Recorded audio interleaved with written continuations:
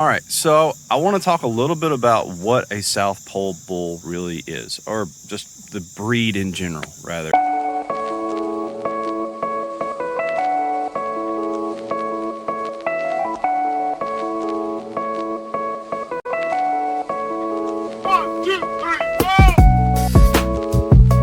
I keep saying bull because that's the direction I went. And I'm a brand new farmer, only been in this, only 6 months.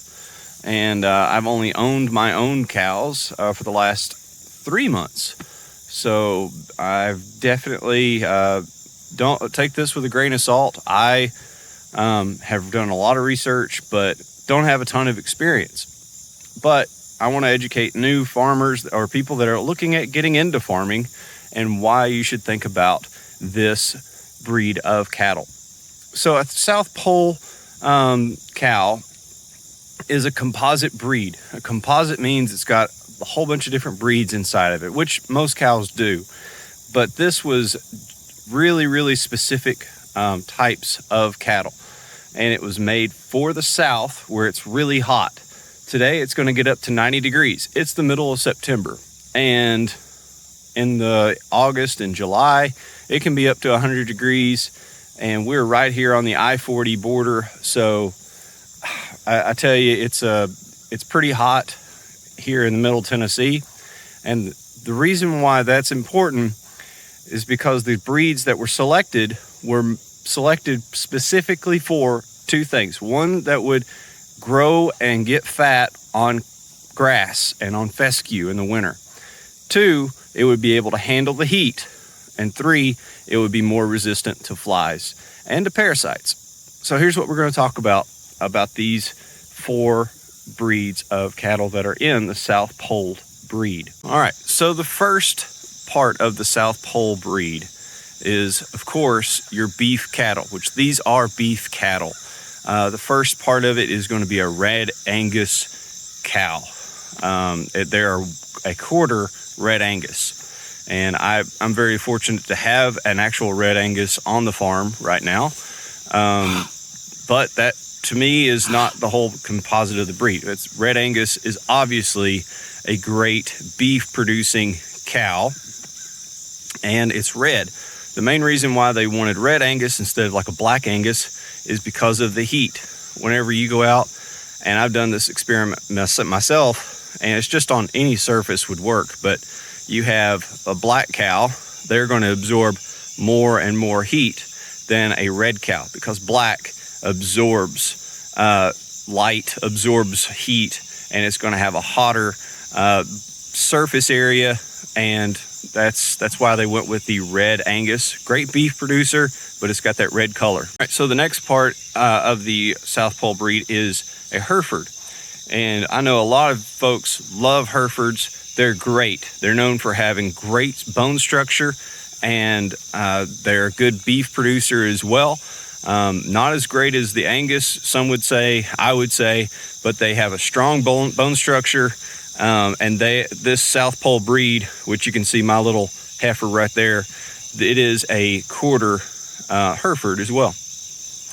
And then the third quarter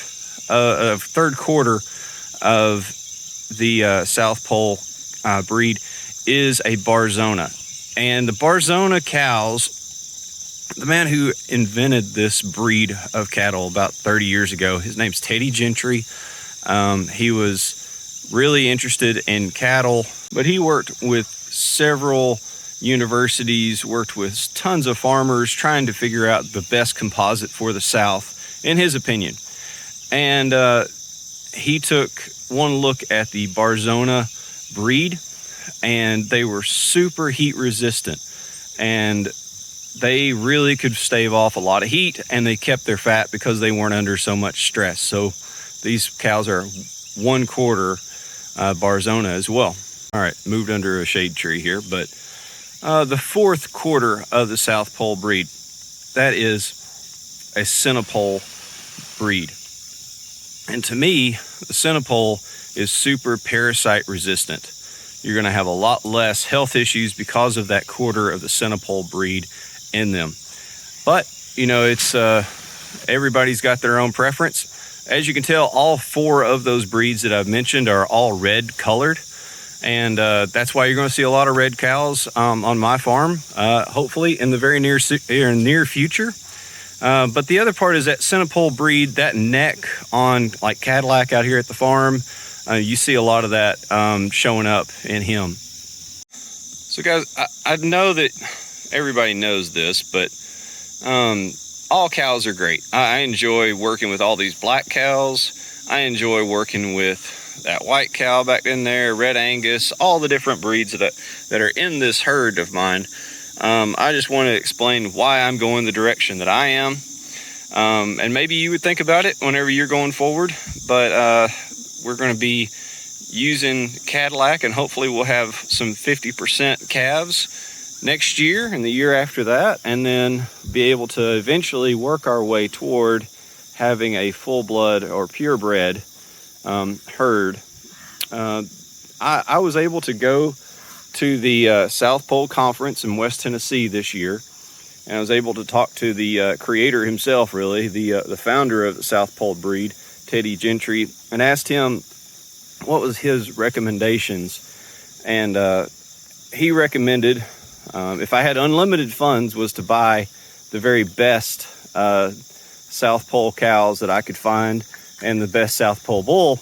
I smiled, and he said, yeah, I know that's impossible, but get the very best South Pole bull that you can if you already have some black cows, and breed them. I don't call them black cows, commercial cows.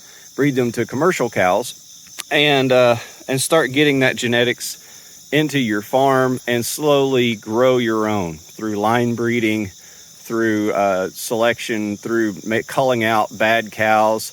And don't keep the bad ones, guys. Make sure to, if you see something wrong, be aggressive to cull. Even with my herd right here, I've got 18 cows in Cadillac, 1 bull. So don't be hesitant to cull. I've got a couple of cows that I will be culling at some point. Right now I need them because I need them to eat grass and fertilize these fields as much as possible. But next year, whenever we have our first load that'll be going to the slaughterhouse, those are some cows I'm getting rid of. But anyway, there's Mr. Cadillac. You can see this is what that South Pole bull looks like. He's strong, he's thick in his neck, he's got a great heart girth. But there you go, guys.